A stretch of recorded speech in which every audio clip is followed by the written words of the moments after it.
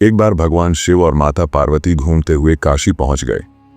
वहां पर भगवान शिव अपना मुंह पूर्व दिशा की ओर करके बैठे थे।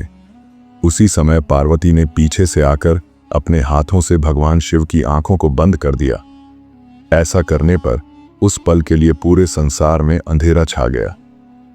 दुनिया को बचाने के लिए शिव ने अपनी तीसरी आंख खोल दी, जिससे संसार में पुनः रोशनी बहाल हो गई। लेकिन उसकी गर्मी से पार्वती को पसीना आ गया। उन पसीने की बूंदों से एक बालक प्रकट हुआ।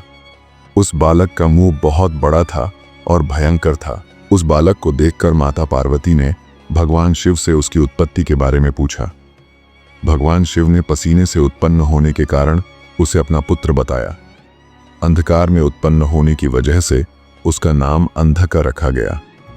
कुछ समय बाद दैत्य हिरण्याक्ष के पुत्र प्राप्ति का वर मांगने पर भगवान शिव ने अंधक को उसे पुत्र रूप में प्रदान कर दिया।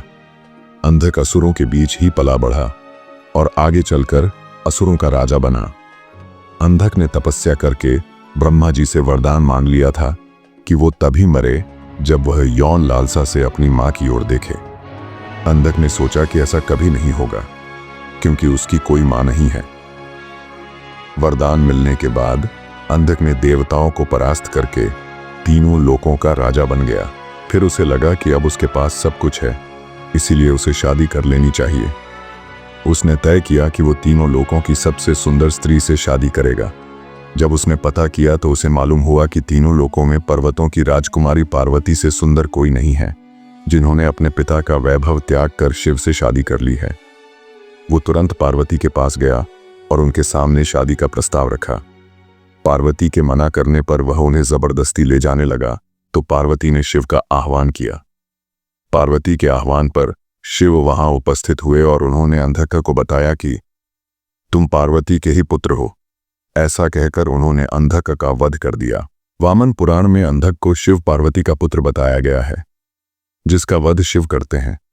जबकि एक अन्य मतानुसार अंधक कश्यप, आर्षि और दिति का पुत्र था, जिसका वध भगवान शिव ने किया था।